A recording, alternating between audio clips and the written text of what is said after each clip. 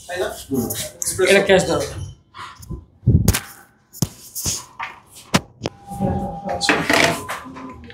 শুরু থেকে না? আচ্ছা 3 বলেন। ওকে আচ্ছা আচ্ছা ঠিক আছে। তো আজকে প্রথমে আমি একটা স্তর দেখাইছি না যে কি কি করলে একজন বারিস্তা হওয়া যায়। তো মূলত সবারই কিন্তু এখন প্রায় কোর্স শেষের দিকে। সো আপনারা এতদিন স্টিম করছেন, মিল্ক ফ্রথিং সম্পর্কে আইডিয়া আইছে, ডিজাইন সম্পর্কে আইডিয়া আইছে, ইভেন স্প্রেসো জিনিসটা কি সেটা সম্পর্কেও কিন্তু আপনাদেরকে বিস্তারিত বলা হয়েছে। হ্যাঁ, কিছু কিছু ক্লাসে কিন্তু ক্যালিব্রেশন থেকে শুরু করে ব্যাকফ্লাশ পর্যন্ত দেখানো হয়েছে, কিভাবে মেশিনটা মেনটেন করতে হয় সেটাও কিন্তু দেখানো হয়েছে। এমনকি প্রত্যেকটা কফির রেসিপি আমার মনে হয় সবাই বলতে পারবেন যে হোয়াট ইজ ক্যাপাচিনো, কি রেশিওতে তৈরি হয়, ফোম কেমন থাকে, ফ্ল্যাট হোয়াইট কি, আমেরিকানো কি, বা প্রত্যেকটা কফির আইস ভার্সন কি। সো ফাইনালি একটা মেনু রিভিউ দিই আপনাদেরকে, যেটা জানা একটু রিভিউ নেওয়া দরকার। সেটা হচ্ছে প্রত্যেকটা কফি শপেই ওয়ার্ম সেকশন থাকবে শুরুতেই।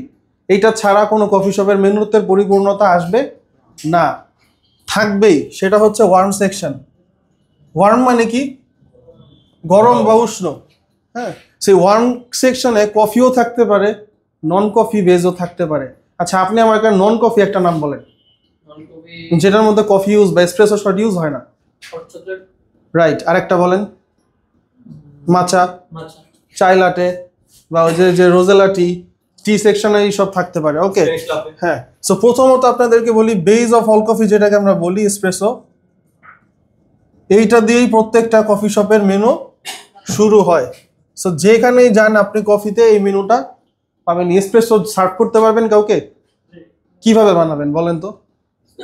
এসপ্রেসো শুধু মেশিন থেকে তো বাইরে হইবো, হ্যাঁ বের হইলো, দেন পরে কাপে কইরা সার্ভ করে দিবেন। হ্যাঁ, কিছু মিশাবেন না সাথে, খালি ওইটাই দিবেন। রাগ করবো না কাস্টমার, না রাগ করব না, এটা এসপ্রেসোটা গুড।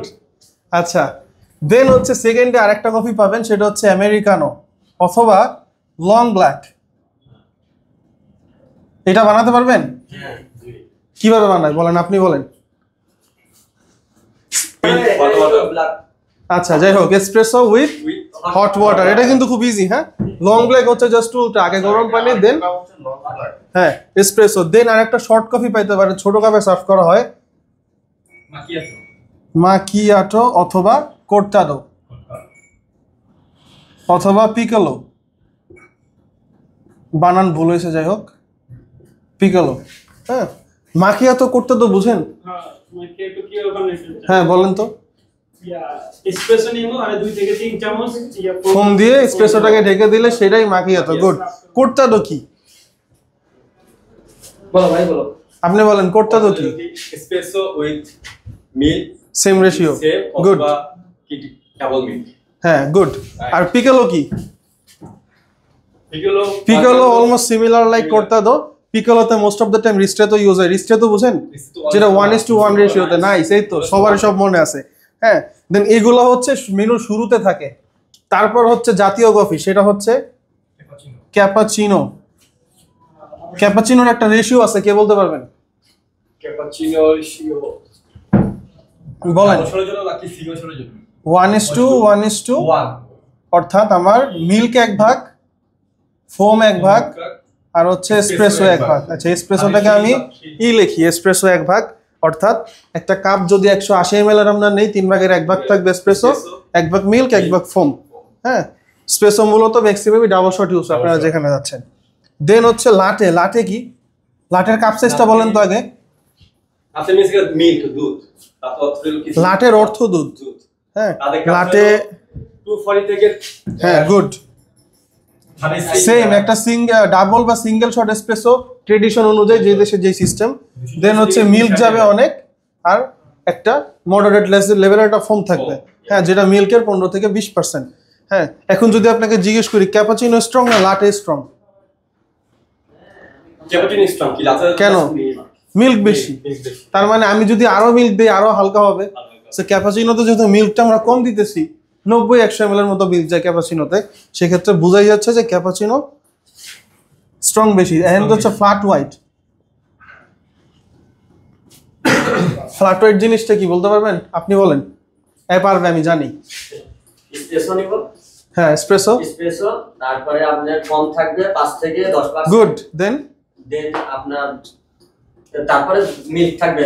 আচ্ছা আপনি একবার বলেন আচ্ছা আপনার কনসেপ্ট ঠিক আছে, আপনি এবার বলেন ফ্ল্যাট হোয়াইটের স্টিমটা কতটুকু হবে, টেম্পারেচার, উষ্ণতা? 60 থেকে 65 ডিগ্রি। 55 থেকে 60, একটু কম গরম করতে হয়। হ্যাঁ, ফ্ল্যাট হোয়াইটের ক্ষেত্রে কম। আরেকটা কফি আছে যেটা একটু কম গরম করতে হয়, সেটা হচ্ছে এইটা, কর্তাদো। এইটাও সেম ফ্ল্যাট হোয়াইটের মতো 55 থেকে 60 ডিগ্রি। বাকিগুলা ক্যাপাচিনো, লাটে 60 থেকে 65 ডিগ্রি। এইবার এইগুলাই আসলে থাকে, এর বাইরে তেমন কোনো কফি থাকে না। এর বাইরে কি থাকতে পারে, এই যেমন লাটে, এইটার সাথে লাখ লাখ ফ্লেভার অ্যাড হইতে পারে। মোস্ট অফ দ্য টাইম দেখা যায় 4টা-5টা ফ্লেভার থাকে, ভ্যানিলা, হেজেলনাট, ক্যারামেল, যে যেটা দেয়। অর্থাৎ এই যে লাটে না, এই লাটের সাথে যদি ফ্লেভার দেন, ফ্লেভার দিলে সেটা হয়ে যাবে যেই ফ্লেভার, ওই ফ্লেভারের পর লাটে। ক্যারামেল হইলে ক্যারামেল, দেন লাটে। হেজেলনাট হইলে হেজেলনাট, লাটে। টফি হইলে টফি, লাটে। বাটারস্কচ হইলে বাটারস্কচ, দেন লাটে। জাস্ট একটা ফ্লেভার দিলে নাম চেঞ্জ হয়ে যাবে, সেটা হচ্ছে চকলেট। ফ্লেভারটা কি বস এর সাথে কি মিক্স করব? যে কোনো হ্যাঁ, এসপ্রেসোর সাথে মিক্স করা হয় স্বাভাবিকভাবে। আর আরেকটা হচ্ছে চকলেট, এটা দিলেন তখন আর চকলেট লাটে বলবেন না। চকলেট লাটে বললেও ভুল না, এটাও রাইট হয়, অনেকে বলে চকলেট লাটে বলে। তবে মোকাই নামে পুরো পৃথিবীব্যাপী পরিচিত। অর্থাৎ ডার্ক চকলেট দিবেন ডার্ক মোকা, হোয়াইট চকলেট দিবেন হোয়াইট মোকা।